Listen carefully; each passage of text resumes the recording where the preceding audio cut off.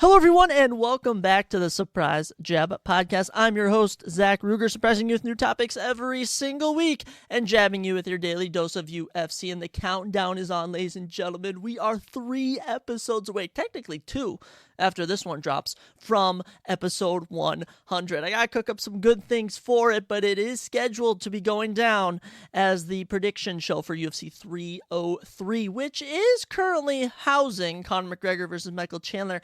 However, that fight is in dilemma. Apparently, it might not be going down. Ariel Helwani recently reported that he thinks they're going to find a new main event and co-main event.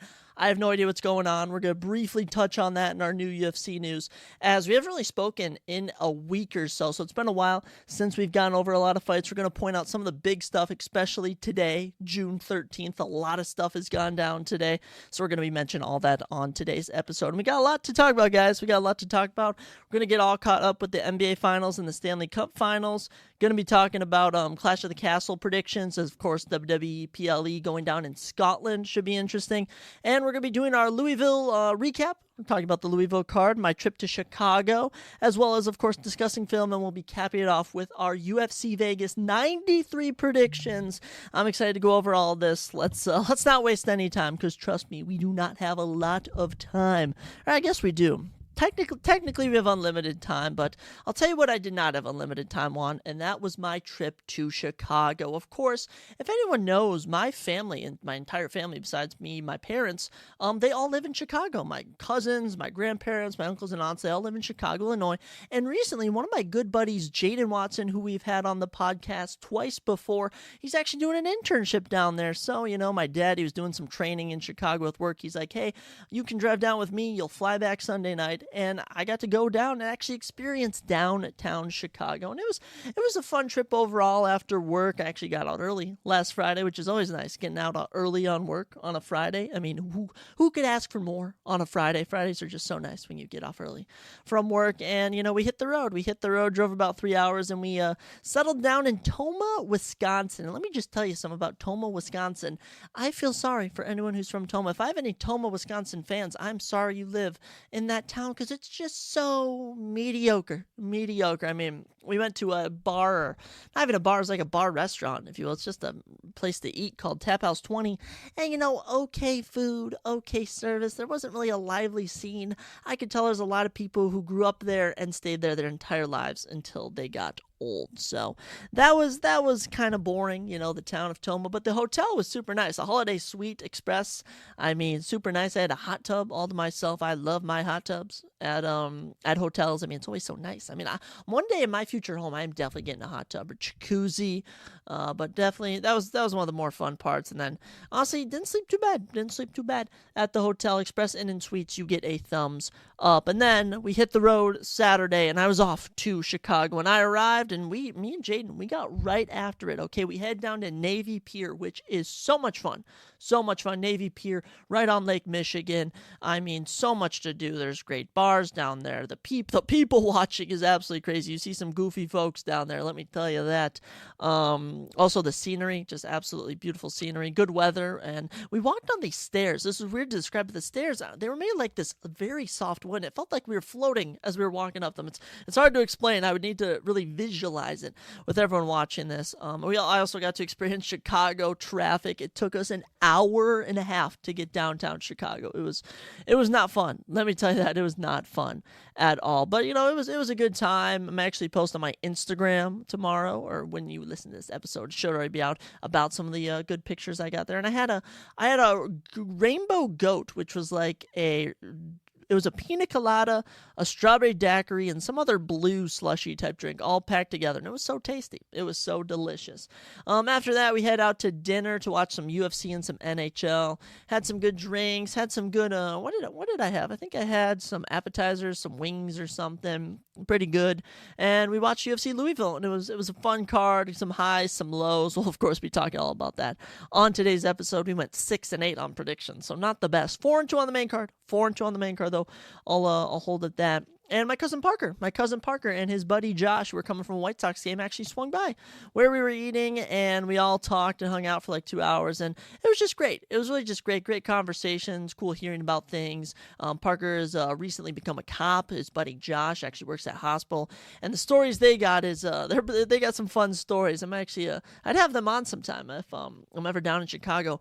And Jaden, I mean, one of the more interesting stories he told me is that a worker actually died on his job site. No, not his job site, but one of the job sites that he works for. He's doing a construction management internship, and some guy was up 9 stories working on scaffolding. The scaffolding gave away, and he plummeted to his death. And I just heard that, and I was like, that is insane. That is just unfortunate to hear, and it was kind of just jaw-dropping. Like, wow, someplace where you're going to be working, some guy passed away. That is crazy. Headed back from dinner. I mean, it's just some restaurant right across from where he lives. He actually is staying in a long stay hotel, which isn't too bad. It's an okay hotel. Oh my gosh, before that, I went and visited my grandpa Tom, legend of the family. He's living in this old folks home, and I heard old folks home. I'm like, oh great. And I found out it costs $5,000 to $6,000 a month to live there. It's essentially a 5-star hotel. It was one of the nicest places I've been. I was a little jealous. His room was all new furniture, great space. They give you a breakfast, lunch, and dinner. I mean, they have game rooms. They have a patio up top where you can rent out for party rooms. Just absolutely amazing. I was like, I want to live here when I'm older, except it costs $60,000 to $70,000 a year to live there, which, hey, if you got the money, go and do it. So it was really nice to see him. After me and Jane got back from the fights, I mean, that was at like midnight. We went over to this parking garage right across from his, his room, or his hotel, as I was saying. And we were up top there just alone in an empty parking garage, just looking out over the city. And it was just people say the vibes were good. The vibes were just good, just looking out, enjoying life. And then we were sprinting. We were sprinting up and down the ramp to see who could run the fastest time. I think I ran the fastest time. Honestly, I think he was a little slow with his stopwatch. Let me tell you, after a couple drinks, you really get the confidence to sprint up and down a parking garage. Went to sleep. I was able to deal with his cat due to my allergies. Very terrible, but we got up and we were like, hey, Sunday, we got all day. My flight's not till 6, and I'll be back home, going right to bed and going to work in the morning. So let's make Sunday fun. And, we headed back to downtown Chicago. We headed to the Lincoln Park Zoo. And despite being decently big, despite looking nice, Lincoln Park Zoo was a letdown. Okay, I won't lie. I'm a pretty big zoo guy. I like my zoos. They had a crocodile. Okay, and I was like, okay, a crocodile. Absolutely love it. And it was a tiny crocodile. It was probably as long as my arm. I was like, that's not a real crocodile. That is like a baby alligator or something. Safe to say I was fairly disappointed. The polar bears looked malnourished. The lions were freaking off exhibit. The biggest exhibit there, the lions, they didn't even have them. A lot of their animals were gone. And just expensive, just a lot of walking. I was kind of like, not for me. But the scenery down there, great. The people were actually really pleasant. Didn't run into anyone unpleasant. After we were done at the zoo, we head to Angry Octopus. I had some pizza, and it was okay pizza. Nice little water I had. And there was an Italian guy sitting right across me. He acted like an Italian. He had a giant scorpion tattooed on his biceps, huge biceps. Clearly came from working on some construction job. Cussing every sentence, talking like this, you know what I'm saying? Like, what the F? Give me my food over here. I was like, wow, a real Italian Chicago man. Interesting to see in the wild, if you know what I mean. After that, we head down by the water. There's a giant festival going down by this huge pavilion. There's like a blues festival.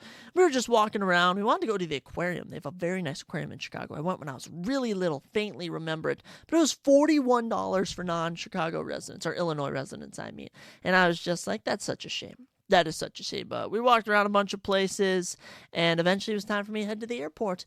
And, I like to arrive early. My flight didn't board till 6. We arrived at like 4:30, 4:45, and I headed in, and I'm like, okay, security might take a while. I was flying out of Midway, and I flew through security. I went to my gate. It took me all but 15 minutes, and I found out my flight got delayed until 7:51, which means I had 3 hours to just do whatever I wanted in an airport, which is way more boring than you think, trying to keep yourself preoccupied. And everything was expensive. I definitely spent like $30 on chapstick, water, and some drinks and some fries. Let me see, where did I go? I went to this one little bar there, and I literally just got a summer shandy, which is just one beer, and some fries. $21. $21. My jaw dropped when I got the bill. I was like, no, I'm good. I don't want anything else. And the bartender kept trying to get me to buy shots of Malort. And if no one knows what Malort is, it is one of the most disgusting alcohols that I've ever tasted. I had one shot, I think 2 summers ago, at my cousin's house, and it tastes like cleaner. It tastes like cleaning fluid, like what you would wash a table with or something. I was absolutely disgusted, but I chose not to get any Malort shots. Bartender was a very odd guy. He was very strict, too. There was some girl waiting for her food, and she sat in the bar area. And he was like, "Are you 21?" And she was like, "No, I'm just waiting for my food." He's like, "All right, then shoo away. Get out of the bar area." And it's just me alone at this little bar area in an airport. And I'm like, why are you taking your job so serious? Anyways, all the time passed. I was on my phone, right in the notebook or whatever. And I got on my flight, and I got a window seat. Good views, of course. Taking off and landing are always some of the most scary experiences that one can imagine while flying. But I was able to survive it. I was able to get through. And my trip to Chicago was a 9.8 out of 10. We don't throw 10 out of 10s here on the podcast too often, so a 9.8 is where it will land. I had an amazing time. Chicago is a very cool city, and we barely even explored an inch of it. I mean, there's so much more to explore, so much more to do. Chicago, you get a thumbs up, double thumbs up from me. Absolutely amazing time. Thank you, Jaden, for having me. I'll have to do that again. I'll tell you something that does not get 2 thumbs up, and that is the UFC fight news world, as we have gotten some very crazy news today, ladies and gentlemen. Coming up in less than a week, I think it's like 9 days or something, we're supposed to have the number 3 ranked Robert Whittaker in the men's middleweight division taking on the number 10 ranked Khamzat Chimaev in a main event at UFC Saudi Arabia.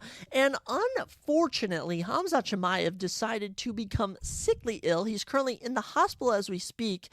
Doctors are tending to him, and he's out of his fight. So Robert Whittaker left without a fight on this massive Saudi Arabia card. Saudis paid a lot of money to get this event. And who is stepping in on short notice? None other than the unranked man who was supposed to fight in the co-main event this upcoming weekend, Ikram Alakasarov. Ikram Alakasarov, 15-1. He's 2-0 in the UFC. By the way, those 2 wins in the UFC are over bums, Phil Haas and Walray Alves. So crazy to think he's jumping from jobbers to a former champion. Ikram Alakasarov, his one loss in his professional career is to Khamzat Chimaev, so pretty ironic. But we'll see how Ikram does. Thanks to him for stepping in on short notice. But man, Robert Whittaker, all his opponents seem to pull out. Obviously, this situation is it's not on Khamzat. He got sick. There's definitely something wrong with him. I'm praying the doctors can get through to him, and hopefully he can return later in this year. But man, that man cannot catch a break. That man cannot get a fight. Absolutely crazy. The more crazy news, though, is UFC 303, because everyone's been wondering, is Conor McGregor versus Michael Chandler going down? I don't know why they're speculating, but apparently at Ariel Helwani, they need a new co-main event. Jamal Hill versus Carlos Ulberg is falling apart, and Conor McGregor versus Michael Chandler might not go down. I have no idea what's transpiring, no idea what's happening, but I do know they are trying to make this happen, ladies and gentlemen, in the men's featherweight division. This is just rumored at the moment. The number 3 ranked Brian Ortega may be taking on one of the hottest new prospects, the number 14th ranked Diego Lopez. I really hope that fight goes down. It's Diego Lopez's shot to jump from the bottom to the top. This kid is so electric.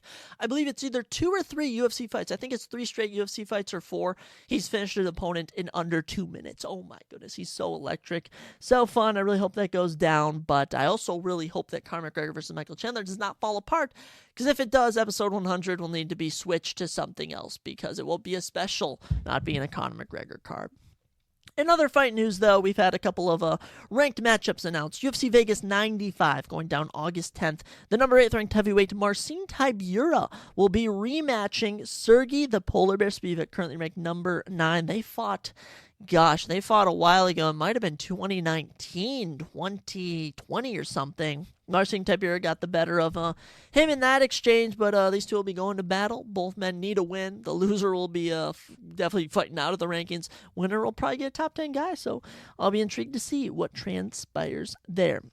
Also going down, which I do find somewhat fascinating, Calvin Kattar. That's right, the number 9 ranked featherweight Calvin Kattar will be taking on the unranked Kyle the Monster Nelson. He's 4-4 in the UFC, coming off a big round 1 TKO of Bill Algeo. This is a step down for Calvin Kattar. I mean, Calvin Kattar's been fighting former champs, former top 5 guys since 2020. I mean, it's been absolutely crazy. So this is a big pick-me-up fight for him. He's been on kind of a losing streak. I'm hoping Calvin can get back on track. I'll be rooting for him. Trust me, I'll be rooting for him. But a lot of stuff going down in the UFC. I'm a bit worried that fights are just falling apart left and right. I really hope the Conor McGregor fight stays intact. That will actually ruin my June. I mean, I wanted to see Khamzat Chimaev fight so bad. He's not fighting. He's one of the most rare fights. There was a point in 2020 where people were saying Khamzat Chimaev was going to become a triple champ.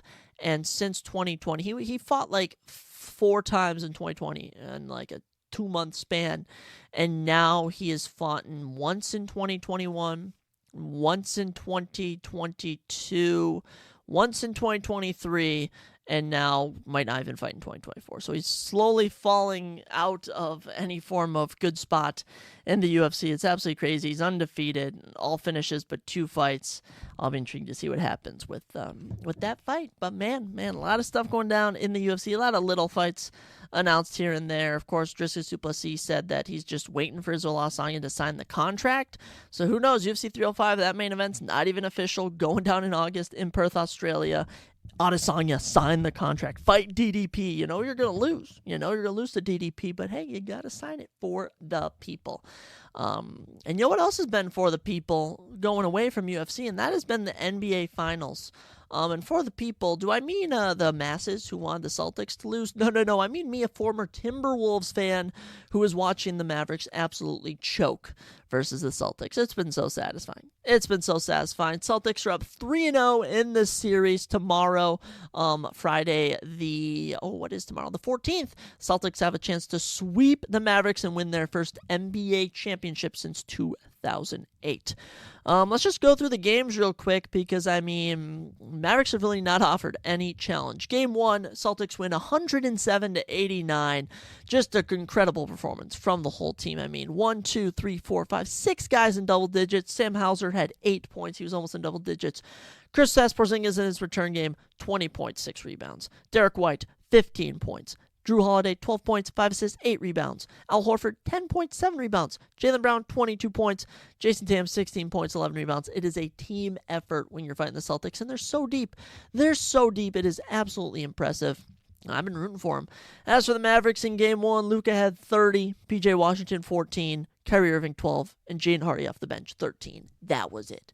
The other 2 starters only had 13 points combined. So kind of embarrassing. I mean, Celtics were up 17 after the first quarter. They were up like 21 at half, and it just got worse and worse from there. Good stuff in Game 1. Game 2 went down actually on the plane. I was watching it on the plane. Thank you, Southwest, for having free Wi-Fi on your plane, which I think is pretty neat. I think it's pretty neat when you give me free Wi-Fi. Game 2 a bit closer. Celtics win, though, 105-98. Mavericks are actually leading after the first quarter. They then went into halftime down 3 and then got outscored by 7 in the second half, and that was the tail of the tape for them. Mavericks in that game, Luka, 32 points, 11 assists, 11 rebounds. He's good. Okay, Luka Doncic is good. He talks, but he's a good player. Kyrie had 16, Gafford 13, Derek Jones 11, PJ Washington 17. The stars stepped up. Okay, but the bench, 9 total bench points. 9 total bench points. That's not going to do it. As for the Celtics, Jason Tatum, 18 points, 12 assists, 9 rebounds. Jaylen Brown, 21 points. Al Horford, only 5. Drew Holiday, 26 points, 11 rebounds. The point guard doing that. Come on. Derek White, 18 points. Kristaps, 12. And they only had 2 other bench players. I mean, they just absolutely ran them. Celtics just so impressive. And then we got to Game 3, which went down the other night. And this was the Mavericks' best chance at winning. And son of a gun, they still couldn't get it done. Celtics win 106-99. I won't lie, though. In the fourth quarter, the Mavericks erased a 21-point deficit in like 8 minutes. It was very impressive to see, but you just couldn't stop them. Celtics went on the road. Tatum drops 31. Jaylen Brown 30. Derek White 16. Sam Hauser had 3 threes off the bench. Come on, man. Al Horford 8. Drew Holiday 9. It was Tatum and Brown essentially cooking the Mavericks. And don't get me wrong, Kyrie had 35. He showed up at home.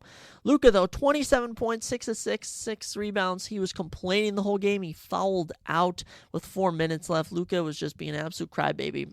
That's a big reason they lost. Also, when Derek Jones and Daniel Gafford combined for 8 points, that'll be an issue. And Josh Green had to come and play 22 minutes. He only hit 1-3. Tim Hardaway, 19 minutes, 0 points. That's going to be some of the reasons the Mavericks are losing here. And they had the same number of field goals. Celtics, though, 8 more three-pointers. There's 21 points right there for you. There's 21 more points for you. Mavericks out-rebound them. More assists, though, to Celtics. Celtics' passing game is unbeaten. It is so impressive. The Mavericks do not have as near as good as court vision as the Celtics do, and it's looking like it's going to be a sweep.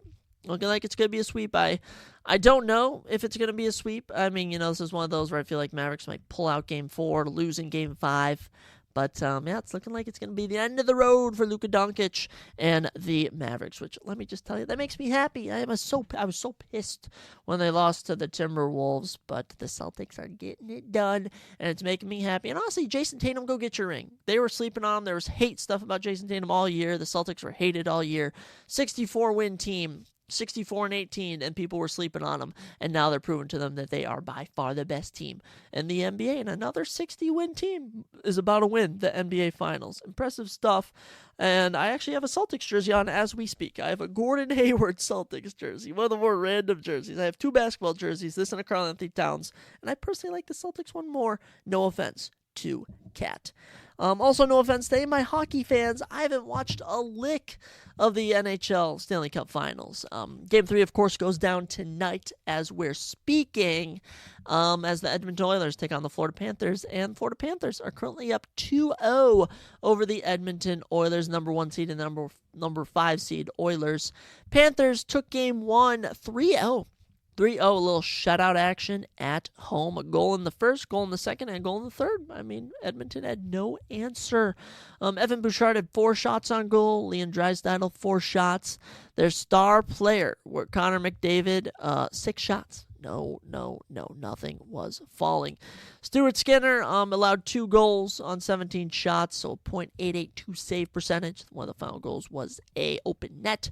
As for the Panthers, I mean, Alexander Barkov, 2 shots on goal. He had 2 assists. Impressive stuff there. Eetu Luostarinen, 1 shot on goal, 1 goal. Sam Reinhart put in 3 shots. Carter Van Hagen got 3 shots. One of them went in. And Evan Rodriguez had 1 shot. He took it and he sank it. Impressive stuff all around, and shout out to Sergei Bobrovsky. 32 shots on goal. He blocked all 32 of them. That's why the Panthers are the number 1 team in the NHL. Well, I guess now they are. Now they're the number 1 team. Game 2 went down Monday, June 10th, and this time the Oilers were able to score. They started the game off in the first period. 1-0 heading into the second. Great stuff from the Oilers. I want you to guess who punched it in. Matthias Ekholm punched that one in. Second, Panthers were able to tie it up, and then in the third, Panthers dropped 3 freaking goals. I mean, come on, Edmonton, get it together. Panthers are just running through them. As for the Oilers, I mean, Connor McDavid had 3 shots on goal, was able to get an assist. Vincent Descharnes, 3 shots on goal. I mean, Brett Kulak, 5 shots on goal. Stuart Skinner, 28 shots faced, 3 let in, 25 saves out of that, so .893 save percentage. But you're just not going to do it when you're taking on Sergei Bobrovsky. They only allowed 19 shots on goal, only allowing 1 in. That's .947 save percentage. Evan Rodriguez had 2 of the 4 goals on 2 shots. Impressive. Aaron Elkbald, 4 shots on goal, 1 of them went in. And Nico Makola, 1 shot on goal. He sunk it. Impressive stuff. Vladimir Tarasenko was able to net 3 shots on goal, was able to get 1 in. Alexander Barkov had 2 shots on goal as well. Same for Brandon Montour, 3 shots on goal. Panthers were letting it fly, and it paid off in the third, man. It paid off in the third. So best of luck to the Oilers. Hopefully they can send it to a game. What will they? Game 5 minimum then if they win. I mean, I just want to see more games. If anything, I don't want to see sweeps. That's not what you want to see in the championship finals. I understand the Panthers are better, but you know what? I don't really care who wins. So good job to Florida. I did kind of want the Oilers to win, though. Nothing personal against the Panthers. I just choose the Oilers. It's just kind of fun to pick the underdog team. Unless you're the Mavericks. Screw the Mavericks. I'm happy you're losing. I cheered for you and you had Dirk Nowitzki. I'm not cheering for you. when you have Luka Doncic. That's all we got for there. And speaking of Luka Doncic, speaking of all these international players, another league, if you will, another entertainment industry is going international this weekend. And that is right.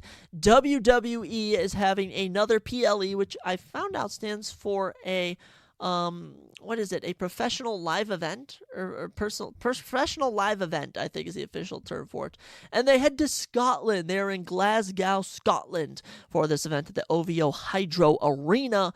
And the promotional poster, of course, features the Scottish man himself, Drew McIntyre. I don't know if it's going to be the main event, but on this card, Drew McIntyre takes on Damian Priest for the World Heavyweight Championship. And last year at Clash of the Castle in Wales, he lost to Roman Reigns. Now Roman's gone. Damian Priest is the only one here. Drew McIntyre is looking to get some revenge and win the belt. I understand they're both heels, but it's such an interesting angle. I don't know what's going to happen. We're kind of seeing the Judgment Day break up, if you will. Finn Balor, Dirty Dominic Mysterio, and JD McDonough are all barred from ringside for this matchup.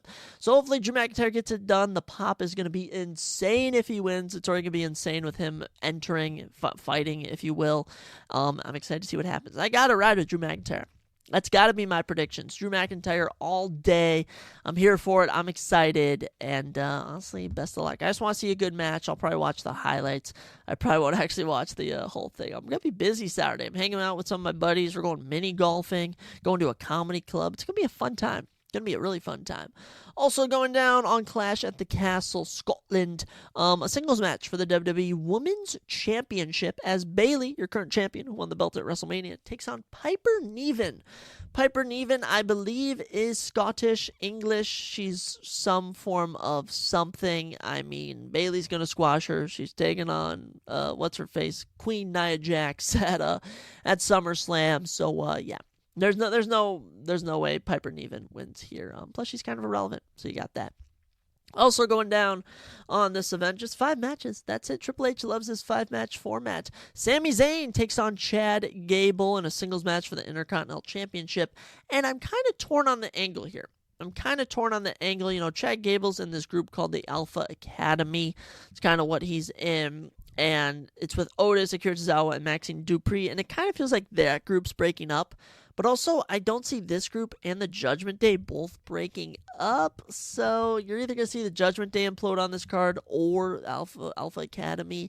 I personally would love to see Chad Gable win the Intercontinental Championship. Sami Zayn, nothing against him. I just think it could use a switch up with Chad Gable. And then you kind of have to assess, you know, how many champions are you going to have that are heels and how many are you going to have that are faces? And, I mean, Drew McIntyre or Damian Priest, they're both heels. Bayley's a face. We're going to get to the women's tag match in a second. I think Chad Gable taking this belt would just not work with a bunch of heels. So I think it does stay with Sami Zayn. I do think that, you know, if Chad Gable wins, it would be absolutely electric. So we'll be rooting for him, but our official prediction will be Sami Zayn to retain. Kind of rhymes, actually. Also going down on here, you just jammed a bunch of women's tag matches on here. Triple threat match for the WWE Women's Tag Team Championship as Bianca Belair and Jade Cargill, who are on absolute fire right now, take on Alba Fire and Isla Dawn and the team of Shayna Baszler and Zoe Stark. I don't know who any of those women are except Shayna Baszler, former MMA fighter. Loved her on NXT back like 5 years ago. But yeah, Bianca Belair and Jade Cargill are going to retain. Good for the women's tag division, getting on all these pay-per-views.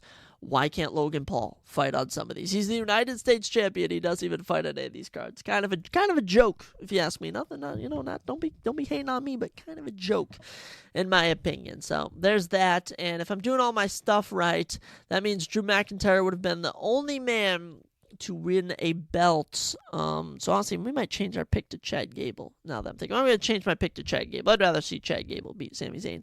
And we get to what could be the main event. I really hope it's not. It should be Drew McIntyre versus Damian Priest. But your undisputed WWE champion, Cody Rhodes, takes on AJ Styles in an I Quit match. And don't get me wrong, since WrestleMania, I mean, we can even go past WrestleMania, every Cody Rhodes match has been great. Him versus AJ Styles at Backlash France, amazing. Him versus Logan Paul at King and Queen in the Ring, amazing. But it's pretty obvious what's going to happen. He's going to beat AJ Styles here. AJ Styles is probably going to go away for a while. That's just how it works. That's just how it works. No shockers. Nothing unexpected's going to happen. You're going to get a great match. AJ Styles is going to quit, and Cody Rhodes is going to retain. I hate to burst any bubbles, but there's no excitement factor here. That's why I don't think it should be the main event. I think Bayley, that match was predictable. I think the Bianca Belair and Jade Cargill winning's predictable. What it really comes down to is Damian Priest or Drew McIntyre going to win the World Heavyweight Championship, and is Sami Zayn or Chad Gable going to win? So I think there is your main event and co-main event right there. Damian Priest and Drew McIntyre should be the main. Cody Rhodes and AJ Styles can also be the first match of the evening, but the only issue is they kind of want to get Cody Rhodes across as the guy in UFC, the John Cena, the Rock, the Stone Cold, the Brock Lesnar, the guy. And not having him in the main event kind of doesn't set that tone. I do think they should have an exception here, but who knows? We will have to see what happens. We'll have to see what happens.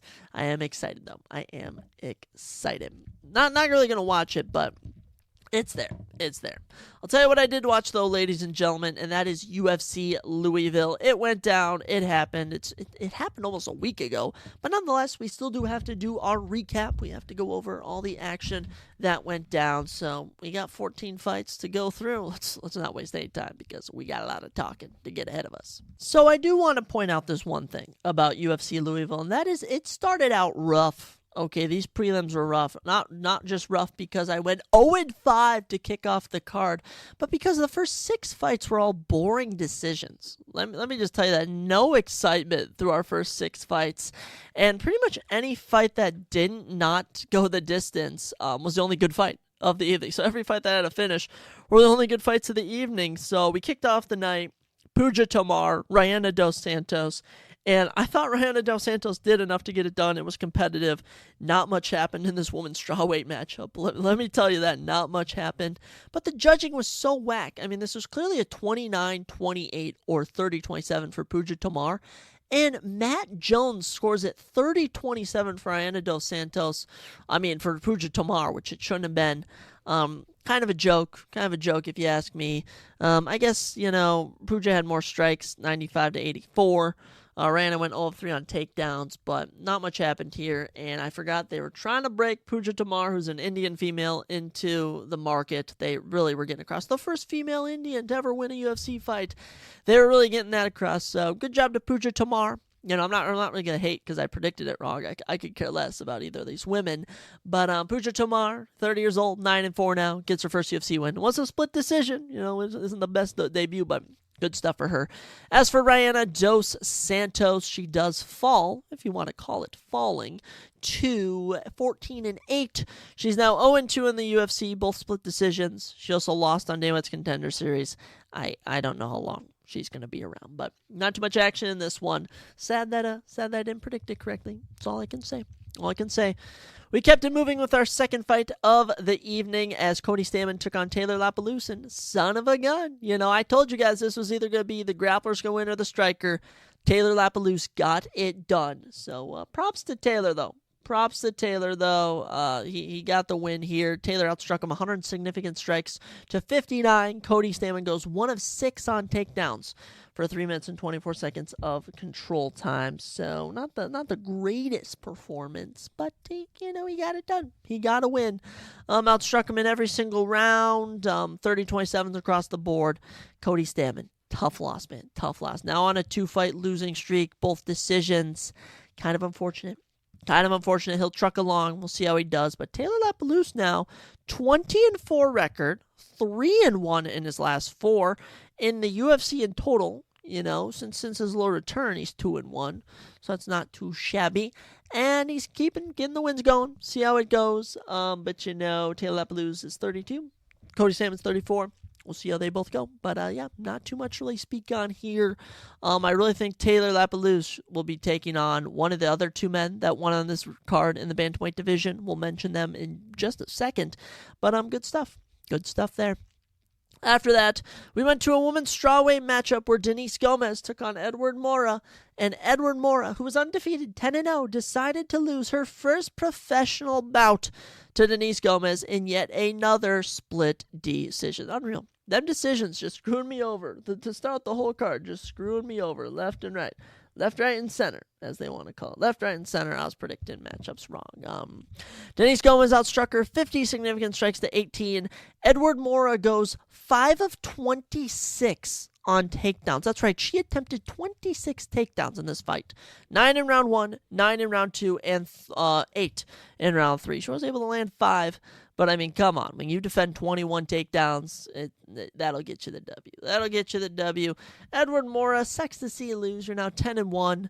It's unfortunate, 1-1 now in the UFC, but don't knock yourself. Denise Gomez, she's tough. She's talented. And her only loss in the last freaking 2 years is to Angela Hill, who's a top 10 woman strawweight.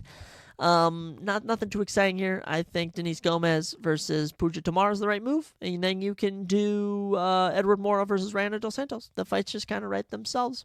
Same thing goes for this next matchup, bantamweight division, Daniel Marcos, John Castanda. It's not often that I predict undefeated fighter to not win. In the case of Edward Mora, she lost, and we thought she'd win. And for this one, I had to pick John Castaneda. I had to pick Sexy Mexi John Castaneda. That's his nickname. As he took on the undefeated 15-0 Daniel Marcos. But Daniel Marcos improves to 16-0. The man from Peru gets it done. The striking department, 98 significant strikes to 60. Defends 4 takedown attempts of 5 total. And had 1 knockdown in the final round. Got better as the fight progressed. Daniel Marcos, he's legit. I think him versus Taylor Lapalus would be an excellent matchup, as you can see. For John Castaneda, just unfortunate. 2-fight losing streak is snapped. He's kind of getting up in there in age. He's 32. He's from Minneapolis, though, so we'll continue to root for John Castaneda as long as he's in the UFC. But Daniel Marcos takes this one. Props to Daniel Marcos. 4 fights in the UFC, 1 no contest, 3 wins. Good stuff. Good stuff for Daniel Marcos. He's talking about the rankings, though. He's not on despite being 16-0, he is not ready for the rankings. Do not send this man to the rankings. I actually swear that'll just not make sense. After that, another split decision, another boring fight. This time we're in the women's flyweight division. As Andrea Lee took on Montana De La Rosa, we predicted it wrong again. Unreal. Montana De La Rosa gets the W. 29-28. It's going all sorts of ways. And I think it was just the grappling that really got it done here. Andrea Lee, 75 significant strikes to 70, 115 total strikes to 88. But Montana De La Rosa, 3 of 6 on takedowns. I guess that's what it takes to really get it done. Montana De La Rosa, she was able to land 2 takedowns in the third, outstruck her by 2 in the second, after getting outstruck by 13 in the first. I just think that was kind of the deciding factors to get the decision win. So Montana De La Rosa improves to 13-9. She snaps the 3-fight losing streak, so she'll remain in the UFC with that. But as for Andrea Lee, 13-10, 5 straight losses, all decisions. Goodbye, Andrea Lee. No excitement for either of these women. And Montana De La Rosa is 29, so she's not completely out of it. Just needs to stop going to decisions. That'll get it started going. And finally, the 6th fight in, we finally predicted a correct fight, and we predicted the correct method as Brad Katona, the 2-time Ultimate Fighter winner, finally gets a win. Holy cow, 16-3 record now. First win since August of last year. Thank goodness. Thank goodness. He uses his grappling to beat Jesse Butler. 3 of 3 on takedowns for 10 minutes and 50 seconds of control time. And the final round, it was fought on the feet, and he outstruck Jesse Butler 45-21. But the first 2 rounds, just shooting takedowns. No defense from Jesse Butler. Brad Katona in his bag. Happy to see it. As for Jesse Butler, 0-2 in the UFC. This guy is not UFC caliber. No, I'm not saying I'm UFC caliber, but sorry, Jesse Butler, you are not UFC caliber. However, Brad Katona is. Brad Katona clearly is. And I think him versus Daniel Marcos, John Castaneda, Taylor Lapalus, Cody Stamann, any of those fights makes sense to me. Good stuff. Happy to see it. We move on. And keeping it rolling as the best thing of the night happened in our 7th fight of the night, our second to last prelim, as Carlos Prates, we thought it'd be a round 2 knockout. Carlos said, no, Zachary, we're getting it done in round number 1, as he knocks out the homophobic Charles Radke in round number 1. Of course, Charles Radke, infamous for calling the fans the F word, the F-A-G word, if you will, after both of his wins. Pretty hilarious in front of live crowds, but Carlos Prates was like, no, man, no. Carlos Prates getting his 14th knockout, his 17th career finish. He's now on a 9-fight win streak. Carlos the Nightmare Prates, absolutely dominant. Absolutely dominant. 2-0 now in the UFC, both performance of the night knockouts. And both in this year, 2024, 2 great knockouts. And this was pretty competitive the whole fight. And then the final last 15 seconds, he lands a nasty, nasty body knee. Nasty knee to the body. It definitely shattered some ribs. Might have shattered his sternum. I mean, it was brutal. Carlos Prates hit a walk-off. He hit him. Charles Radke fell, and Carlos didn't even think about following up. Turned away. How about you get $50K bonus? And they told him, this is a UFC fighter, by the way. It looks so healthy. Looks shredded. Okay, has to cut weight. Has to be healthy around. They told him he won a 50 grand performance bonus when he's smoking a cigarette on a patio. I mean, Carlos Prates, what are you doing? 30 years old, from Brazil. Yeah, he's that guy. He's that guy. And you know what? In the welterweight division, you can easily jump up. I mean, look at Ikram Alcacerra for a fact. He was supposed to be fighting our jobber in the co-main event this upcoming weekend, and now he's fighting Robert Whittaker in a sold-out Saudi Arabian arena. So a lot can transpire in a short amount of time. Carlos Prates, one of my favorite unranked fighters. And after that, we got to the final prelim of the night, and son of a gun, Thiago Moises let me down. Gosh darn it. Ludwig Klein beats him by unanimous decision, 22-4 record down for Ludwig Klein. He's also on a 6-fight unbeaten streak, 5 wins and 1 draw in his last 6. Yeah, this sucked. This sucked as a Thiago Moises fan. Thiago is now win-loss since 2023, and just didn't have it. Thiago Moises, Ludwig Klein's better. Ludwig Klein's just better. Lands a knockdown in rounds 1 and 3. 2 knockdowns for Ludwig Klein. More significant strikes, 56-24. More total strikes, 86-25. Thiago Moises goes 0 of 8 on takedowns, and then in round 2, Ludwig was like, I can take him down, and just landed 1 takedown. So Ludwig Klein, absolutely amazing performance. Dominated the whole fight. Impressive stuff. Sucks that he's a Thiago Moises supporter, but I'm not a Ludwig Klein hater. It was 50-50. I rode with Thiago. It didn't pay off. But Ludwig now, in the lightweight division, I don't know if I want to give him a ranked opponent yet, but he's been looking impressive. He's been putting it together, been looking dominant. I think I'm going to give him number 14th ranked Rafael Dos Anjos or number 13th ranked Jalen Turner. Really like that Jalen Turner fight for him. Jalen Turner needs a pick-me-up fight. I think that's perfect. Right there. I say you make it. I say you do it. And that was the prelims. Best moment of the prelims, Carlos Prates, knee knockout. And we did not get the card started with a bang. The main card did not get started with a bang as Michael Beza, who I rode with. I rode with Michael Beza in the welterweight division. I thought he could get it done, and he just couldn't. Both of these guys don't even look UFC caliber, but especially not Michael Beza. Michael Beza looked atrocious tonight. I forgot why this guy got cut from the UFC in the first place. He's now on a 4-fight losing streak. Absolutely atrocious. Punahele Soriano, though, finally getting his first win since 2022, as he just grapples him to death. 2 30-25 scorecards across the board. 7 total significant strikes landed for Michael Beza in this whole fight. 5 in round 1, 1 in round 2, 1 in round 3. And the control time, 11 minutes for Punahele Soriano. 10-8'd him in round 2 and 3.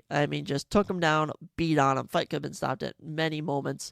This was abysmal. Punahele Soriano, good win for the kid. Good freaking win, but just boring. Just kind of a boring card. Not card, I should say. Just a boring fight right there. But, hey, Miguel Beza, enjoy never coming to the UFC again. No offense, man. No offense. Come on the podcast anytime. I'm sorry, I'm a hater. Can't help it. With that, ladies and gentlemen, we went on one of the best 4-fight runs that I've ever seen. This is one of the best main cards on a fight night I've ever seen. And before you ask, yes, this is the best fight night of the year. When I go and do my rankings as of right now, heading into the 3rd week of June, this is the best fight night of the year. And we got it going here. Zach Reese, of course, he had been slammed TKO'd in his last matchup. Embarrassed. His first professional defeat, he is slammed by Cody Brundage on his head and he gets knocked out. Embarrassing.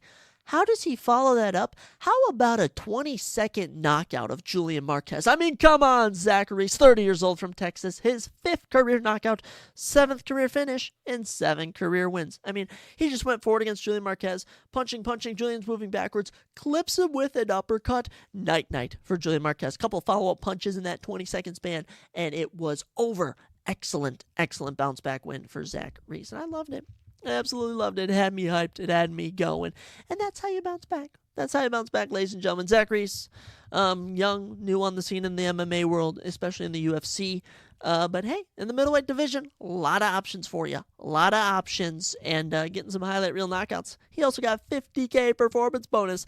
We love to see it. Absolutely loved it, Zach Reese. I'm a fan. I picked him in all 3 of his matchups. One of those was on the Contender Series. But in his 2 UFC fights, I've rode with him. 20-second knockout. Looking good. After that, I mean, we just knew that Bruno Ferreira was going to get a round 1 knockout over Dustin Stoltzfus, and he did not disappoint. He did not disappoint the slightest as Bruno Ferreira gets his 9th career knockout, 12th career finish as he spinning back elbow drops Dustin Stoltzfus. I mean, ouch. Dustin Stoltzfus said he broke so many bones in his eye, in his orbital face. I mean, it was ridiculous. And Dustin landed a takedown. Okay, I was a little worried for Bruno. He got taken down, but he was able to get back up, get to his feet, survive some submission attempts, and just Dustin looked lost on the feet. Dustin Stoltzfus looked lost on the feet. And of his 6 losses now, he's been finished in 4 of them. He's been knocked out now twice in his last 3 fights. What can I say? Bruno Ferreira in his bag. 2-fight winning streak now, both 50K performance bonuses, both in 2024, both coming with under 10 seconds left in round number 1. You cannot be lacking when you're fighting Bruno Ferreira. Love this kid coming on the scene. He's fun. He's feisty. Dustin Stoltzfus, go back to Pennsylvania, buddy. Go back to Pennsylvania. And after that, we kept the action rolling as the 19-year-old, he's 2 years younger than me, Raul Rosas Jr. was back in action. What'd the kid do? He went and got his 6th career submission, 8th career finish as he runs through Ricky Turcios. All right, runs through Ricky Turcios. Little 2-fight winning streak now. 9-1. He's looking good. Ricky Turcios sucks. Ricky Turcios just sucks. Raul did his typical, only went for takedowns. 2 of 4 on takedowns in round 1, 3 minutes, 40 seconds. Ricky was able to reverse one of them. There was that. Round 2, Raul goes to touch gloves. Ricky goes F you and throws a kick. Raul's like, okay. Takes him down, submits him with a rear naked choke. It was so satisfying. Ricky Turcios is an absolute bum. What an absolute bum. 13-4 record now. He's been win-loss since the start of his career. He's not UFC caliber. Raul Rosas Jr., you get it done. And that was exciting, too. It was absolutely exciting seeing Raul Rosas Jr. get it done. Another 50K performance bonus. And these two are supposed to fight back in Mexico City. So happy they got to see this one. Raul Rosas Jr. getting the win. And I love it. Raul. I'm a fan of yours. I'm a fan. Don't know what's next for him in the bantamweight division. Looking at the card, I mean, Cody Stamann seems kind of high for him. John Castaneda seems kind of high. Jesse Butler could be a fight for him. Who knows? After that, ladies and gentlemen, we got to our co-main event of the UFC Louisville card, and that is right. The man, the myth, the legend, Dominic Reyes did it, guys. He freaking did it after 4 long years of losing. Terrible decision against John Jones. Getting knocked out by Jan Blachowicz. Getting knocked out by Jiri Prochazka. Getting knocked out by Ryan Spann. Dominic Reyes is back. Gets his 8th career knockout, a 2-minute TKO of Dustin Jacoby. Dustin did not know what hit him. He started exchanging with Reyes. Looked like he had him against the cage. Then Reyes clipped him. Jacoby went down. He then hit him again. He went down again. And finally, one more punch. Jacoby fell backwards. The ref had seen enough. And Dominic Reyes is back in action. Now ranked number 13 in the UFC rankings. And we thought he'd do it by decision. And Dominic said, Zach, hold your horses. I'm getting a 2-minute knockout. Yes, I loved it, Dominic. I absolutely loved it. And it just felt good. It was such a feel-good moment. They did give him a 50K performance bonus. How about that? Why wouldn't you not give him a 50K performance bonus? They give out 4 before him, so I understand that's 200K right there. But great win for Dominic. It felt good. I'm sorry, Dustin Jacoby. You're 36. It was bound to happen. This is the 4th time he's been finished in his career. Dominic loved to see it. What's next for the guy, though? I mean, Dominic Reyes. I mean, you got number 12 ranked Bogdan Guskov. You got number 10 ranked Anthony Smith. You got 9 ranked Volkan Ozdemir. You got Johnny Walker, Alonzo Menefield. Unlimited options for Dominic Reyes. I'm just happy to know that he's gotten a win and a finish, too. His first finish since 2019. That's a good point to make. And then, you know what? It's kind of a quick movement into the main event, but the main event happened. The main event happened as Nasruddin Imavov took on Jared Cannonier. And unfortunately to us fans, we got a very bad early stoppage. Now, don't get me wrong, this main event was nothing special. Up to this point, I mean, it had been pretty boring. Jared Cannonier won round 1. He then got outstruck the last 2. He was getting outstruck in round 4, but it was competitive. Significant strikes, 82-64 in favor of Nasruddin. Total strikes, 106-102 in favor of Nasruddin. 2 of 3 on takedowns for Nasruddin. 1 of 1 for Jared Cannonier. Jared Cannonier actually had 6 minutes and 18 seconds control time to Nasruddin's 1 minute and 10 seconds. And it was kind of back and forth. I mean, round 3 might have gone to Jared very close. But then, you know, Nasruddin, he clipped him, and Jared was a little wobbly. He was kind of going back and forth, still staying on his feet. He was staying in the action, and Jason Herzog just must have seen something we didn't, stopped the fight early, and Jared still had it in him. But, you know, this goes down as Nasruddin Imavov's 6th career knockout, 10th career finish. Nasruddin Imavov is now on a 2-fight winning streak. Very nice, 2-fight winning streak. And is now the number 4 ranked middleweight in the world. That just does not seem real to me. I don't understand how Nasruddin Imavov just jumped Brendan Allen, who's been on like a 7 or 8 fight win streak. It seems kind of funky to me. But you know what? Good for you, Nasruddin. Good for you. Early stoppage, though, even Herzog admitted it. It's unfortunate, but that little Vince McMahon, it's what's best for business, getting some new blood in there. And Cannonier is 40. I don't know how much he has left in him, but that does snap a little 2-fight winning streak for him, which sucks to see. But yeah, Nasruddin Imavov now ranked number 4. Cannonier now ranked number 5. I mean, Cannonier's only been finished like 3 times in his career. I mean, maybe even 4, but this one doesn't really count. I think they could rematch. I think they could go their separate ways. We'll have to see what happens. Of course, we now know number 3 ranked Robert Whittaker has a new opponent.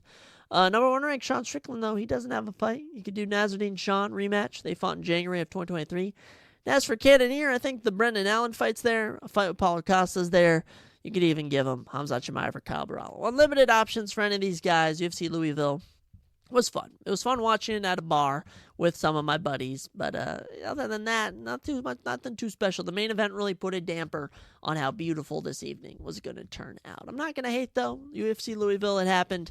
It went down. It gets I'm going to give it a 7 out of 10. A lot of good finishes. Seeing Dominic Reyes, Raul Rosas Jr., Carlos Prates, Zach Reese winning. It really brought a smile to my face. And honestly, good for Nasruddin Imavov.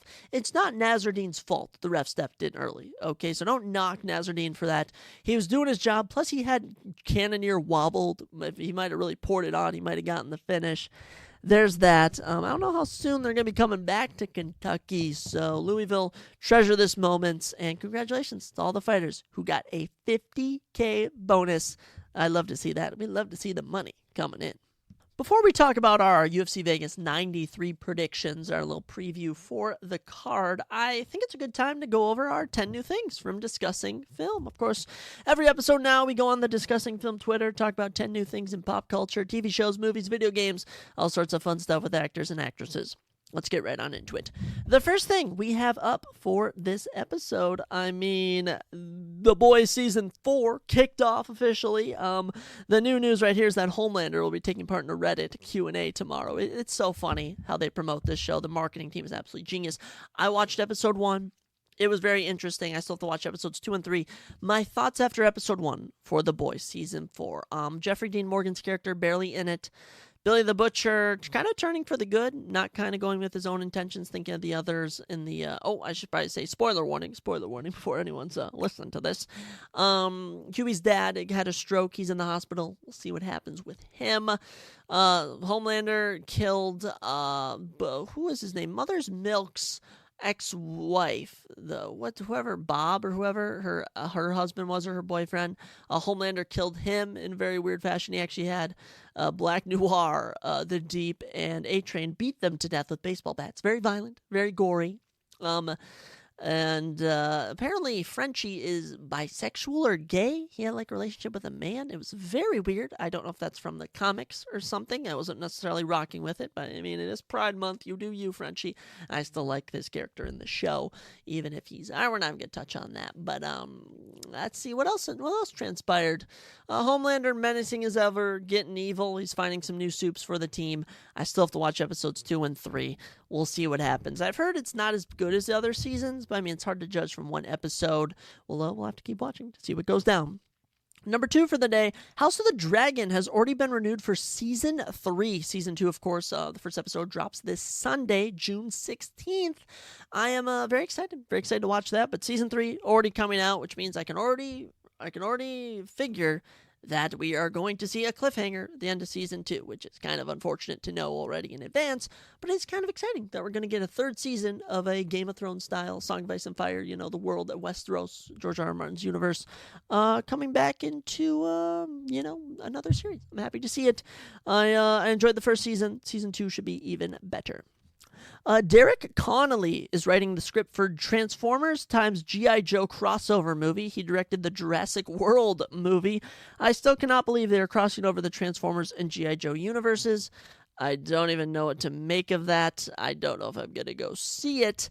But the Jurassic World movie is one of my favorite dinosaur movies. Probably the best one. The one with Chris Pratt. Not its sequels. And probably not the sequels to the original Jurassic Park. But Jurassic World, very good movie. So I trust Jared Connolly for writing the script. Very good stuff there. Other stuff, number 4, Emily Blunt is in talks to star in Steven Spielberg's UFO film, which comes out May 15th in 2026. Steven Spielberg, one of the best directors of all time, very legendary. And Emily Blunt, great actress. I like a lot of the movies she's in. I still have to see The Fall Guy with her and Ryan Gosling. But if she's going to be the lead, I'm here for it. And I love UFOs. I love all that stuff. So Steven Spielberg, I put my trust in you to give a good show. That's what we're going to hope for right there. Number 5. What's a good thing to touch on? There's a lot of stuff they bring up. Idris Elba and Rebecca Ferguson are eyeing to star in Catherine Bigelow's next film. The film will follow how the White House reacts in real time to ballistic missiles headed for America. Idris Elba and Rebecca Ferguson, both very good. I mean, Idris Elba, he's in essentially everything. Rebecca Ferguson, of course, the mother of Paul Atreides in Dune. Oh my gosh, I still have to rewatch Dune Part 2. But I love Idris Elba. Any movies he's in, I just immediately love more. And Rebecca Ferguson, she played her role very good. I couldn't tell if I liked her or didn't like her in Dune Part 2. So very fascinating stuff there. That's what we got. Number 6, directors and writers that have been involved in Blade include Bassam Tarek, Jan DeMang, Stacey Osei-Kofer, Bo DeMeo, Michael Starberry, Nick Pozzolito, Michael Green, and Eric Pearson. And when you hear all those names, they might not sound familiar. I want you all to know they are star-studded writers and directors. This Blade movie cannot get off the ground. Mahershala Ali still labeled to play Blade, but it's just this, I don't know what's going on. There's absolutely disasters over in the MCU. Recently, Jan DeMang was set to not direct the film anymore. And the writer for Black Widow, Eric Pearson, is now writing the script. And Black Widow sucked. I hated that movie. It was so mediocre, so I do worry for this Blade movie. I'm a little scared, but we'll have to see. Number 7, Pete Docter says they've been searching for ideas for a Monsters, Inc. sequel, but are yet to see anything enough to start working on a script. They made the sequel to the movie, which is technically a prequel. They've, of course, made some Disney Plus shows, but I think we leave Monsters, Inc. where it's at. It's a cult classic in the Pixar universe. It's great. We don't need one of those situations like Kung Fu Panda where we're putting out too many movies, and by the 3rd and 4th, they're getting kind of bad. So there's that, but Monsters, Inc., one of the better movies. Number 8, Inside Out 2 has debuted with a 90% on Rotten Tomatoes. I don't know who they're asking. They must be asking children and mothers, because I would definitely not rate this movie a 90%. It does not look interesting to me. It is also not for me. I am definitely not going to watch a movie about a 13-year-old girl dealing with her emotions. I could care less about that. Plus, the first film was so mediocre, not for me. I think this is a very biased opinion. Let me first say that right now as a biased opinion, but it's still just how I kind of feel about the show. But hey, if you're gonna go watch it, and if it's for you, enjoy it. Have a jolly good time. Number 9, kind of some sadder news to touch on here. NBA legend Jerry West has passed away at the age of 86. His silhouette was, of course, the inspiration for the logo for the NBA. So many championships with the Lakers, legendary, just an amazing player. Amazing player, and 86 years old. He lived a great life. He was so involved with the team, did so much for the league, broke so many barriers, set so many records. I mean, it was impressive to see. It was very impressive to see, and may Jerry West rest peacefully. May Jesus watch over his soul, and his legacy is going to live on. I mean, the logo is Jerry West. I think we all know, his silhouette is what's used now. That logo is Jerry West, and that's how his legacy will live on. And the final thing we're going to touch on, going back to the first thing we touched on, is that The Boys will officially be ending after Season 5. So Season 4 will be the, what do they call it, the penultimate season, I think it is, and then the final is the ultimate or something. I don't know what the official terms are, but The Boys Season 5, Amazon Prime, they said, hey, we don't want this show to go on forever like other shows where it gets to a point where it's like, this isn't good, this isn't what it originally was, so Season 5, the final season, they're going to go out with a bang. It was originally written for 5 seasons. Of course, the comic books are ended, so there's no new source material to work with. So, appreciate Season 4, as Season 5 will probably be coming out in a year or two. I'm very interested to see what all happens with The Boys. Will Homelander die? Will Huey get his revenge? Will Billy Butcher die? A lot of things to wrap up when it comes to The Boys. But that's all we got for discussing film.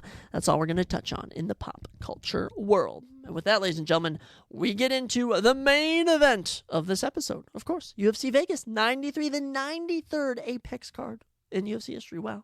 Felt like forever that 2020, we were watching the first one, and little did we know we'd still be doing Apex cards in freaking 2024. But it is what it is. I like a lot of these fighters on this card. Some I don't really care about. The main event, I am very intrigued. Tatsuya Taira, the number 13th ranked flyweight, gets the chance of a lifetime as he takes on the number 5 ranked Alex Perez. We got 13 fights to get through, might be 12 after the Ikram Alkaserov pullout. We'll see what happens. Let's not waste any time. Let's get to predicting. Kicking off our prelims, we go to the men's, if I can find it, the men's featherweight division as Melquizael Costa takes on Shailene Nerdambeek. And by the way, with the loss of Ikram Alkaserov versus his opponent was Antonio Trocoli, by the way, his second opponent. So, we were bound to see a fight cancellation at some point there. We don't really know what this card is going to look like finalized, so the 12 fights we're going to talk about, they could shuffle around in any order, but we'll of course have our predictions for the whole card. So Melquizael Costa takes on Shailene Nerdambeek. Melkathi Costa and Shailene Wolverine Nerdambeek. I like that nickname. Wolverine. Melquizael Costa is 20-7 professionally. Shailene Nerdambeek 39-11. Wow, he's had 50 professional fights. 5'10" to 5'8" gives Melquizael 2 inches in height, and he has 2 inches in reach, 71 inches to 69. A little southpaw stance with that left hand for Melquizael, orthodox for Shailene Nerdambeek. Let's start with Shailene, the Wolverine. Ridiculous 39-11 record. The 30-year-old is from China and has a grappling style. Of those 39 wins, 19 KOs and 10 submissions. Now, of those 11 losses, he's been finished 9 times. Of those 11 losses, he's been finished 9 times. But 3-2 in the UFC. He is coming off a loss to Steve Garcia in April of 2023. Got knocked out cold 30 seconds into round 2. But before that, he had a round 1 knockout of Derek Minor, decision wins over TJ Brown and Sean Soriano. He did lose his debut to Josh Clealbo back in 2021, but all we can really use to judge is that Steve Garcia fight. He dropped Steve in round 1, unfortunately got caught in round 2. Shailene, he's got the experience. He's only 30, and he's from China. I know they're trying to break into the Chinese market. We'll have to see what transpires. His opponent, Mocos Costa, 27 years old from Brazil. He actually has alopecia. Or something. He's like something where his skin pigmentation is different over his entire body. It is very fascinating. Gives him a very distinct look, if you will. Of his 20 wins, 7 KOs, and 6 submissions. Of his 7 losses, he's been finished 4 times. And ironically enough, the last man he lost to was Steve Garcia, who knocked him out in round 2. I want you to guess who else got knocked out in round 2. His opponent, Shailene Nerdembeek. So Steve Garcia knocks out 2 guys, and they both end up fighting each other. Pretty funny. He's 1-2 in the UFC. Losses to Thiago Moises and Steve Garcia, as I just mentioned. His lone win is over Austin Lingo.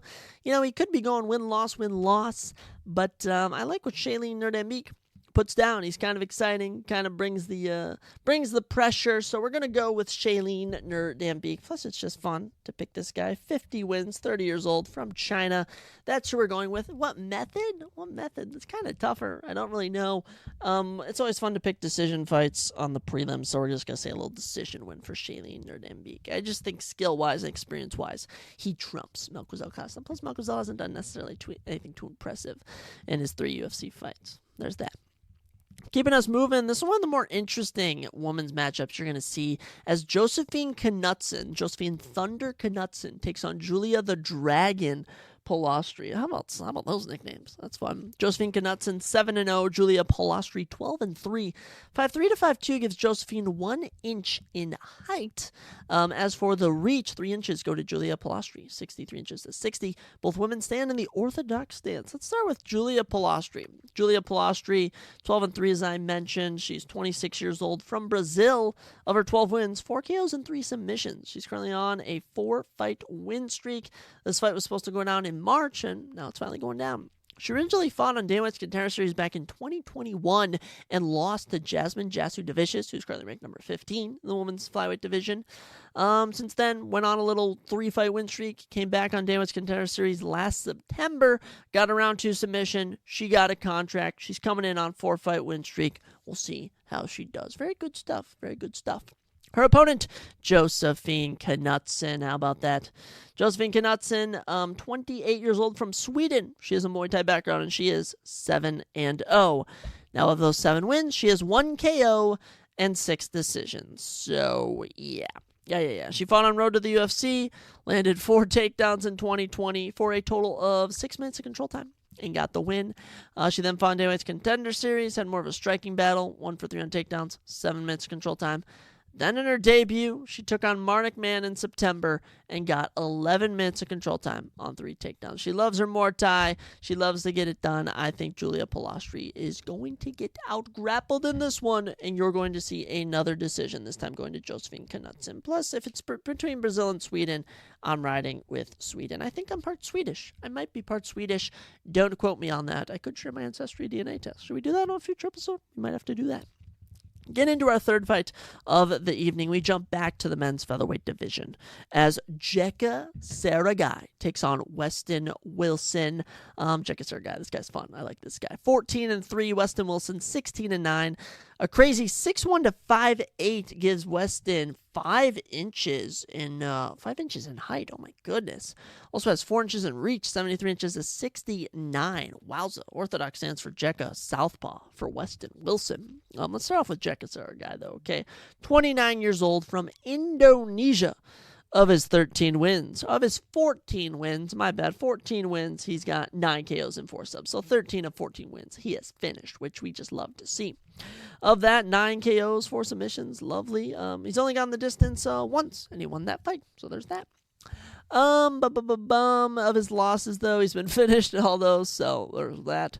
He, of course, won on the road to the UFC. He lost his debut in February of 2023, came back in November, and got a 1:31 knockout. That's how you bounce back. A little performance bonus to go with that. Jekka Saragai is deadly. His knockouts are fun. They're spicy, and he puts on a show from the Indonesian market. His opponent, Weston Wilson, 35 years old from South Carolina. Of his 16 wins, 100% finish rate, 5 KOs, 11 submissions. He's only ever been the distance twice, and he's lost both of those. So far, he's had 2 UFC fights, and he's been knocked out in round 1 in both of them. So, Weston Wilson, 35 years old, 16-9. No idea how you're in the UFC, taking on a young up-and-comer who knocks people out, guys, do I even have to say it? Gave me Jekka Saragai round 1 knockout. And this is very interesting. Another interesting point I should make here is Jekka Saragai is actually moving up in weight.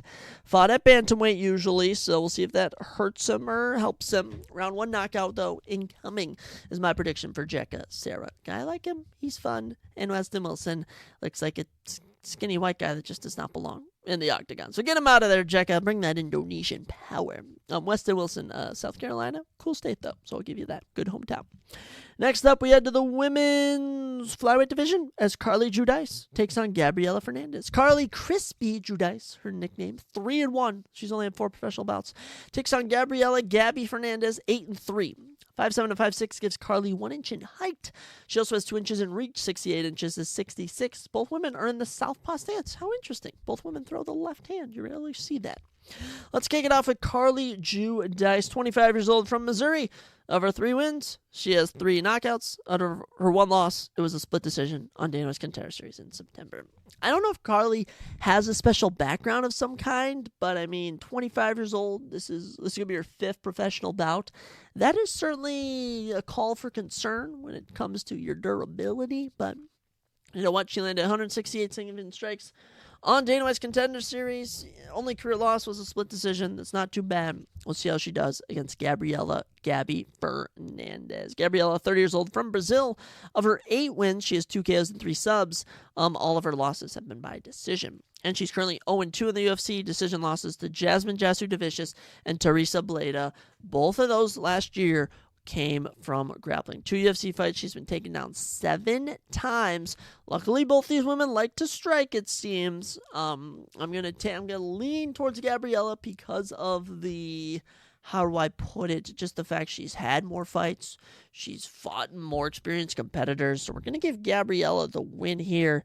I hate to say it, I don't really see a finish coming in this one. It would be interesting. I'll always take a finish in a woman's fight. Get them over quicker, if you know what I mean. Obviously, I'm joking. But there's that. Gabriela Fernandez, I wish you luck. I think she might be an underdog, too, so we could maybe make some money if we ended up betting. We don't bet, though. After that, we move into the men's welterweight division as Josh Bushido Quinlan takes on Adam Fugit. Josh Quinlan, 6-2 with 1 no contest. Adam Fugit, 9-4. 6'1" to 6 foot gives Adam 1 inch in height, and he has a notable 5 inches in reach. 77 inches is 72. Southpaw stance for Adam, orthodox for Josh Quinlan. Josh Quinlan, actually we'll start with Adam Fugit. Adam Fugit, no nickname for Adam Fugit, sadly. Doesn't get a nickname. 35 years old, from Oregon. Of his 9 victories, 5 KOs and 3 submissions. And of his 4 losses, he's been finished 3 times. He's 1-2 in the UFC. He's been knocked out by Michael Morales in round 3. He's knocked out Yusaku Kinoshita in round 1, and he's been submitted by Mike Mallet in round number 2. Both of his losses are to high-level guys. Yusaku Kinoshita, obviously not on either of the other opponents' levels, but nonetheless, Adam Fugit, always down, always game. Who really knows what he specializes in? Probably grappling. He's going to be going for that grappling as he takes on Josh Bushido Quinlan. Josh Quinlan fighting out of Nevada, 31 years old. Of his 6 victories, 4 KOs and 2 subs, 100% finish rate. Debuted in 2022, 2-minute knockout of Jason Witt. Since that, though, 2023, lost the decision to Trey Waters. Back in February of this year, got knocked out by Danny Barlow in round 3. We'll see how Josh does, if he can bounce back, but maybe the end for Josh Quinlan. I don't think so. I'm going to put some faith in the kid. Adam Fugit, in all the fights I've seen, just does not remind me of a guy who's down to scrap like Josh Quinlan is. Josh Quinlan puts himself in situations that sometimes he shouldn't. I think he's going to get a round 2 knockout. Round 2 knockout for Josh Quinlan to spice it up, to kind of bring some intensity, if you will, to the matchup. But we'll see what occurs. We will see what occurs. From welterweight to flyweight we go for this next matchup. We have 3 flyweight matchups still to go on this card. Scratch that, 4 flyweight matchups. The flyweights are on display in tonight's card. Kicking us off for our flyweight action, Jimmy Flick takes on Nate Manez. And this one's going to be very interesting, as Nate Manez is actually coming down from bantamweight for this matchup. Jimmy the Brick Flick, 17-7. Nate Mayhem Manez, 15-3. 5'10" to 5'7" gives Nate 3 inches in height, and he has 4 inches in reach, 72 inches, 68. Both men, of course, are in the orthodox stance. Let's start off with Nate Maness, 32 years old from Kentucky. 6 KOs and 3 submissions make up his 15 wins, and he's coming off a round 1 knockout back in October. Got a performance bonus for it. His only losses in the UFC are to Umar Nurmagomedov and Tagir Limbekov. I mean, come on, 2 Russian guys who can grapple. That may be his weakness. Nate Maness loves to strike. He's also submitted Luke Sanders. He's knocked out Tony Gravely.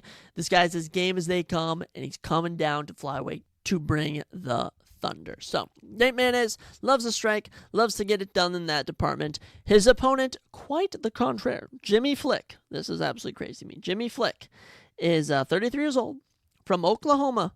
Of his 17 wins, he has 15 submissions. Oh my goodness. Submission, you know what? He's just amazing in the submission department. Now, how is he in the striking department, you may ask? Okay, I want you to know. Of his 7 losses, 6 of them he's been knocked out in. So, I mean, here's a guy, all he can do is grapple. His weakness is striking. He's taking on Nate Maness, whose weakness is grappling. Strength is striking. Clash of styles. It doesn't get better than that. Jimmy Flick, I mean, comes into the UFC in 2020, gets a flying triangle choke, performance of the night, to get it going, his career, and then takes 3 years off, unretires, comes back in 2023, gets knocked out twice. Came back, though, in January, submitted Malcolm Gordon in round 2. You could say he's back. I don't think he's back. I do not think Nate Maness is going to get submitted by Jimmy Flick. I think Jimmy Flick's inability to stop submissions is going to be, his ability to stop getting knocked out is his weakness. And on my sheet, I actually just highlighted Jimmy Flick. The last time we accidentally highlighted the guy we weren't going to pick, it was Islam Makhachev versus Dustin Poirier. So, since I accidentally just highlighted Jimmy Flick, I think we're going to ride with him. I was going to predict Nate Maness, but I think my body was telling me you need to pick Jimmy Flick. So Jimmy Flick, I guess, is our prediction. He's going to submit Nate Maness in round number 2. I mean, wow, that was unexpected. I was prepared to go with Nate Maness, and my hands said otherwise. So, a little surprise you get here on the Surprise Chef Podcast. Keeping us rolling in the men's flyweight division for our next matchup, we finally get some ranked opponents. Jeez. Number 12 ranked Tagir Limbekov takes on the unranked Joshua Van. Joshua the Fearless Van. This is where things start to get a little spicy. Tagir Limbekov, 15-2. Joshua the Fearless Van, 10-1. 5'7" to 5'5". Gives Tagir 2 inches in height. He also has 5 inches in reach, 70 inches to 65. Southpaw stance for Tagir Limbekov. Orthodox for Joshua the Fearless Van. Let's start with number 12 ranked Tagir Ulanbekov, 32 years old, of course, from Dagestan, Russia. Of his 15 wins, 9 submissions. Of his 2 losses, they both were by decision. One of those to Tim Elliott in 2022. Other than that, he's on a 2-fight win streak. Submitted Nate Maness in November 2022. And last December, submitted Cody Durden in round number 1. He was in his bag in that fight. 5 submission attempts, 1 knockdown, 2 takedowns. Just dismantled Cody Durden. Tagir Limbekov looking to be in great form. And this is a big test for Joshua Van. I mean, Tagir Limbekov, he's training with killers. He's a killer himself. And he's, what's his age? I mean, 32 to 22, a 10-year age gap. It'll be interesting to see how Joshua Van deals with that discrepancy in the age and the experience. But Joshua Van is 22 years old, born in Myanmar, now lives and trains in Houston. Of his 10 wins, he has, I lost in my notes, 6 KOs and 2 submissions. He's on an 8-fight win streak. His 1 loss, he was submitted. This dude has taken 3 straight short-notice fights. So this is his 4th straight short-notice fight. He was, of course, supposed to take on Tetsuya Taira, and Alex Perez was supposed to take on Tagir Limbekov. The UFC was like, wait, why should we have 2 up-and-comers fight each other when we can have them fight veterans and try and get them in the rankings? I like the UFC's thought process there. Takes a short-notice fight against Lagos Sumalagov, wins by split decision. In November, takes a short-notice fight against Kevin Boros, wins by unanimous decision. In January this year, took a short-notice fight against Felipe Bunez, knocked him out in round number 2. A little TKO action. Should have given him $50K for that one, but Joshua Van, he's fun, he's exciting. I want Joshua Van to win. I'm going to be honest. I think Tagir Limbekov is too skilled for Joshua Van. It's nothing personal. It is nothing personal at all, and I like Joshua Van. But Tagir Limbekov, he's got the height, he's got the reach, he's got the experience, and I think he's unfortunately going to get a round 2 submission. I don't want it to happen. I want to see Joshua Van knock him out, but in our predictions, we're going to take Tagir Limbekov just because of his advantages in every department.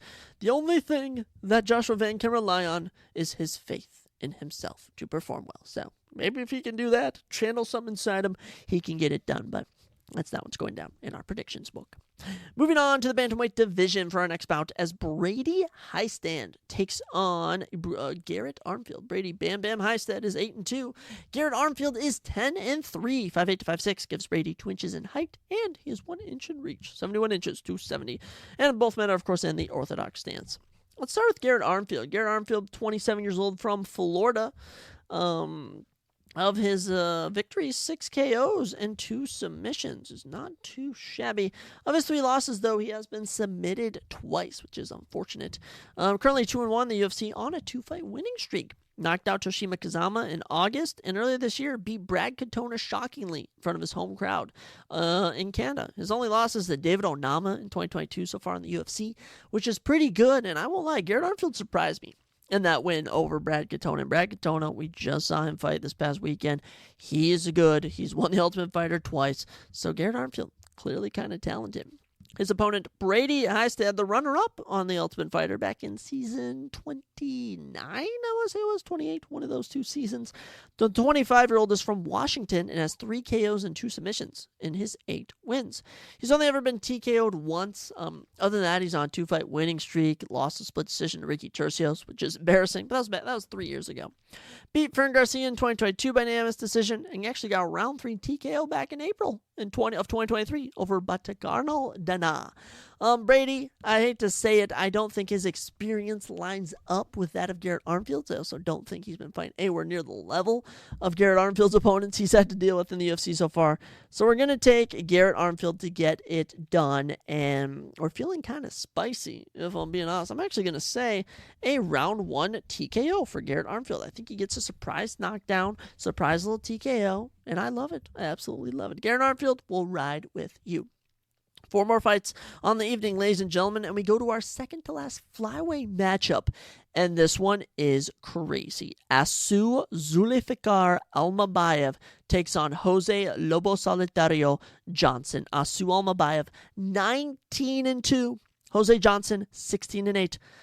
Asu Almabayev is 5'4". Jose Johnson is 6 feet tall.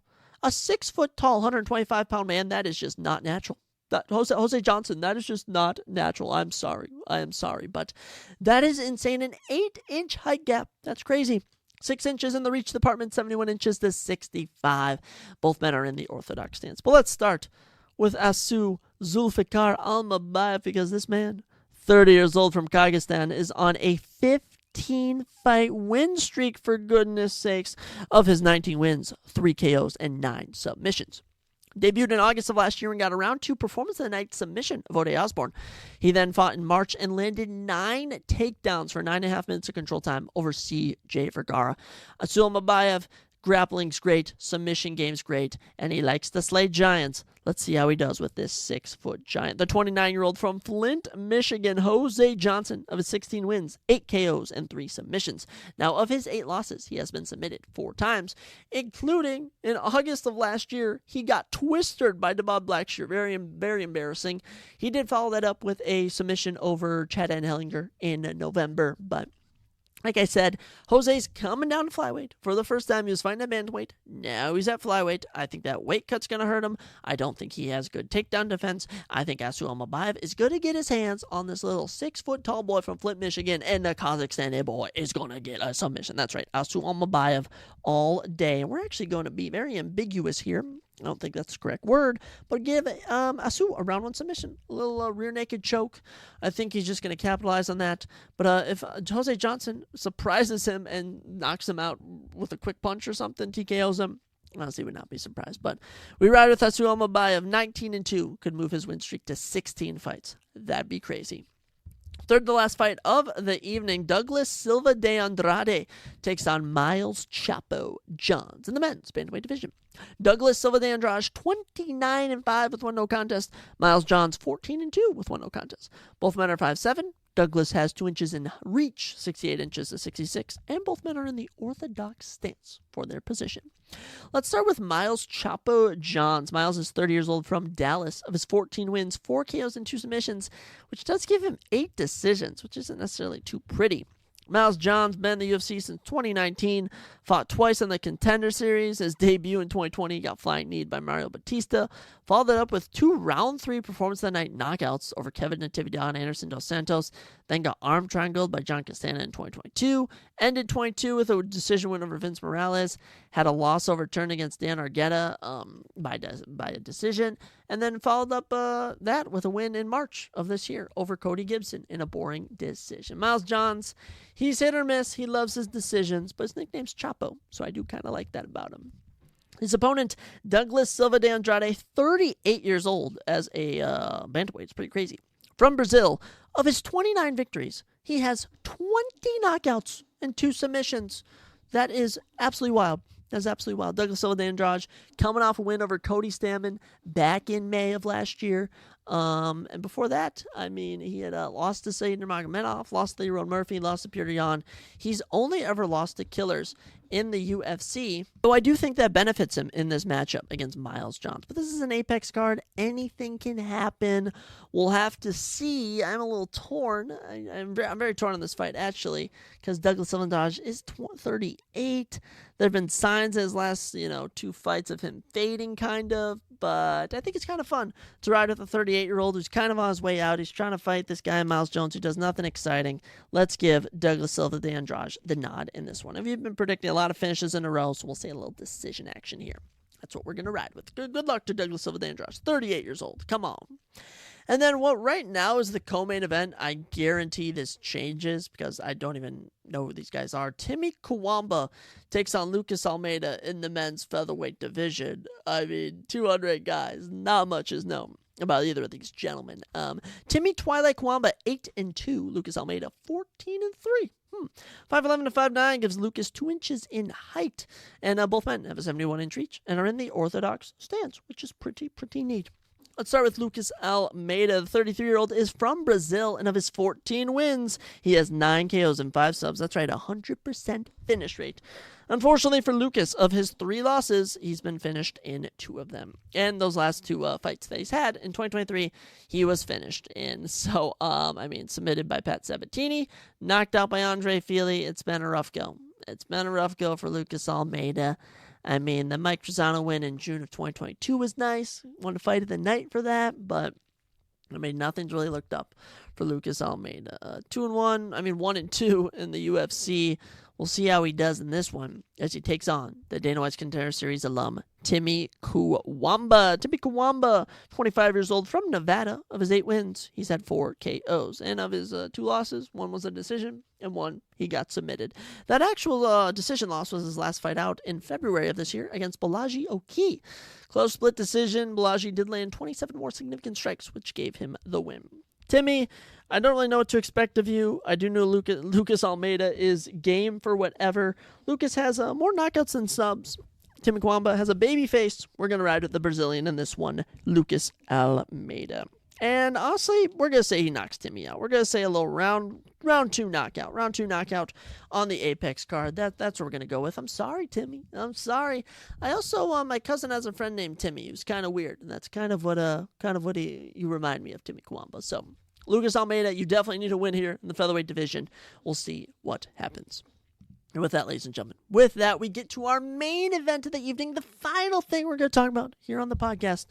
And one of my favorite fighters is fighting in action as the number 13th ranked, the Japanese star Tatsuro Taira takes on the number 5 ranked Alex Perez. Let's go to the tail of the tape. Alex Perez, of course, the number 5 flyweight in the world, the former title challenger, 25-8. Tatsuro Taira, the young buck, the up-and-comer, 15-0. 5'7" to 5'6" gives Tatsuro 1 inch in height, and he has a very helpful 5-inch reach advantage, 70 inches to 65, and both men stand in the orthodox position. Let's start off with the number 5 ranked Alex Perez. Of course, fought Devison Figueiredo for the flyweight championship back in 2020, lost. Then fought former champion Alexander Pantoja in 2022, lost. fought in March of this year to Muhammad Mokaev, lost, and then shockingly took a short notice fight against Matthias Nikalu in April. He last fought April 27th and got one of the best knockouts of the year, a round 2 knockout of Matthias Nikalu. Incredible. Alex Perez looking to turn the tables again and beat the young up-and-comer. The 32-year-old is from California and has 6 KOs and 7 submissions of his 25 wins. Of his 8 losses, though, he's been submitted 5 times. I find that very fascinating. He's been submitted 5 times. And this guy, a lot of round 1 finishes. Round 1, round 1, round 1, round 1. Of 6 of his fights in the UFC have ended in round 1. He's won 4 of them, lost 2 of them. He's coming in with a little momentum. He's also fought more recently, but he just has one thing that Tatsuro Taira does not. And I don't even think that's anything. There's nothing to ride with Alex Perez on this fight. We're riding with the young up-and-comer Tatsuro Taira, the 24-year-old. He's only 2 years older than me, from Japan. Of his 15 wins, 4 KOs, and 7 submissions. He's on absolute roll. 5-0 in the UFC, 5-0 in the UFC. 2 performance of the night submissions, coming off a round 2 TKO in December over Carlos Hernandez. He's been fighting bums. He's been fighting no one worthy. All right, he's going from unranked guys to the number 5 ranked guy in the world. That's pretty crazy. But have no fear. Tatsuro Taira is here. He's bringing the Japanese market with him, and he's getting that round 3. We'll say round 3 submission for Tatsuro Taira. I think Alex Perez kind of pushes him a bit. That's kind of been the theme this year, and he gets a little round 3 submission. That's right. Of course I'm picking Tatsuro Taira. I like the guy. I'm a fan of Tatsuro Taira. He's fun, okay? And he has bleach blonde hair. He dyes it. Kind of got some black or brown hint to it. He's fun, and I just truly believe skill-wise, his grappling is much, much better. He's also got a reach, which is very helpful. He just cannot get clipped. And the good thing, though, for Alex Perez is he has a 44%... 82% takedown defense, which is very, very helpful. Of his 5 fights, though, Tatsuro Taira averages 2.4 submission attempts per 15 minutes. I do think that will kind of affect Alex Perez's performance, but Tatsuro Taira, I'm putting my faith in you to get it done. That's who we're riding with in the main event of UFC Vegas 93. With that, ladies and gentlemen, that's all we got. And honestly, doing this in an hour and a half, not too shabby. I had a couple things I cut out, which we might talk about throughout the year. Of course, the Ultimate Fighter is going down. There's always ESPN asking new questions about divisions. I was thinking even we could do on some episodes us re-ranking some UFC divisions. A lot of fun stuff ahead. We'll be checking next time, episode 99. We're going to have a lot to talk about, recapping this card, dropping our predictions for UFC Saudi Arabia. We'll see what happens, guys, but make it the best week of your life before we speak next. Have a great weekend. Whenever you're listening to this, just know that you are the man, you are the woman, and you are going to do great things. How about that little motivation on the Surprise Jet podcast? I'll catch you next time, folks. Have a good one.